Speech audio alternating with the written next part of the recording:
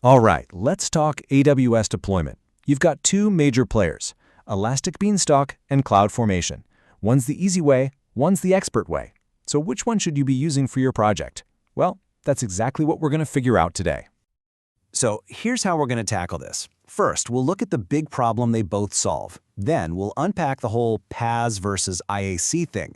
We'll dive into Elastic Beanstalk, then CloudFormation, and finally help you choose the right tool for the job. And stick around for a cool final takeaway.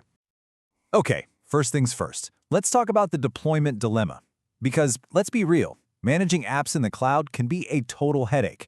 It's complex, it's repetitive, and that's where automation comes in. It's all about working smarter, not harder. I mean, does this sound familiar? You're clicking through the AWS console, setting up the same VPCs, the same security groups, again and again. You feel like a robot. You just know there has to be a better way to build and, more importantly, rebuild your environments. So, to really get what makes these two tools different, we need a good analogy. And trust me, this one is perfect. It's all about PaaS versus IAC, which really just boils down to a meal kit versus a recipe.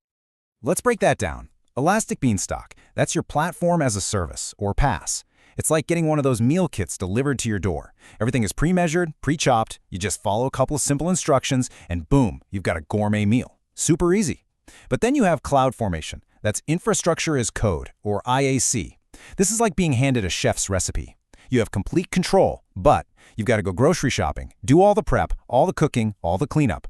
More work for sure, but the result is exactly what you want. And that's the whole magic of PaaS, right? As a developer, you get to do what you do best, write code.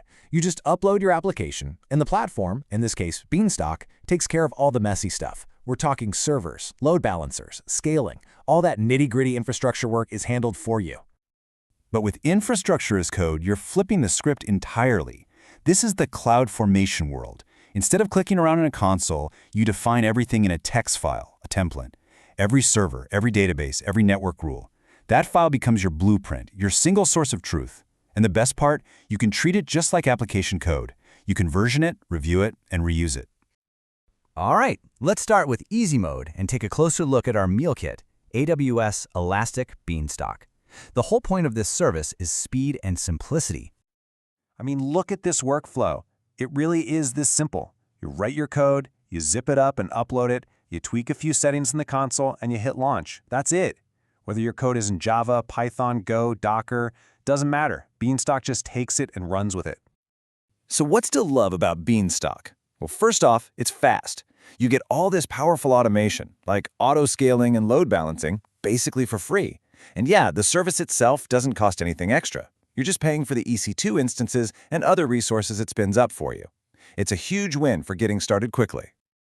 Okay, but it's not all sunshine and rainbows. That simplicity? It's a double-edged sword.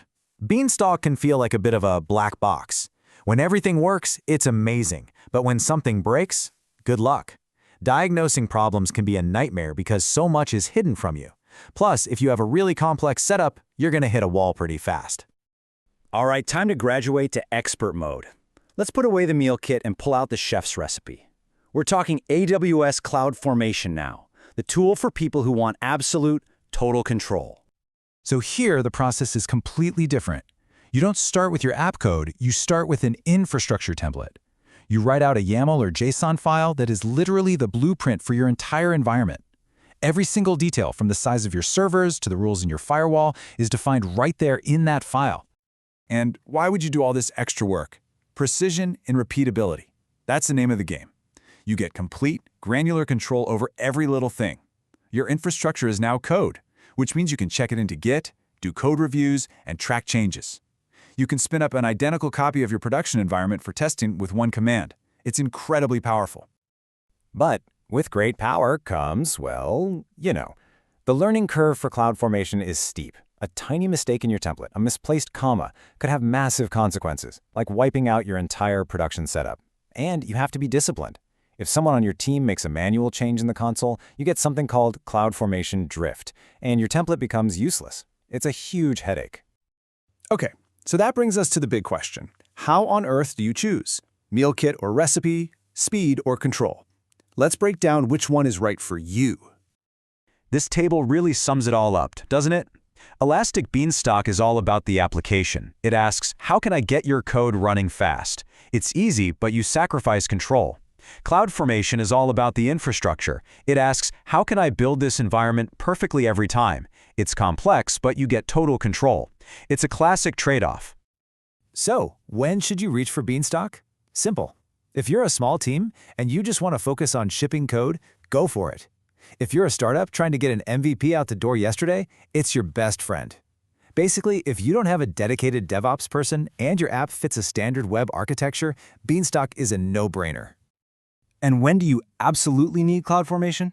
Well, if your team has DevOps engineers, you're probably already using it.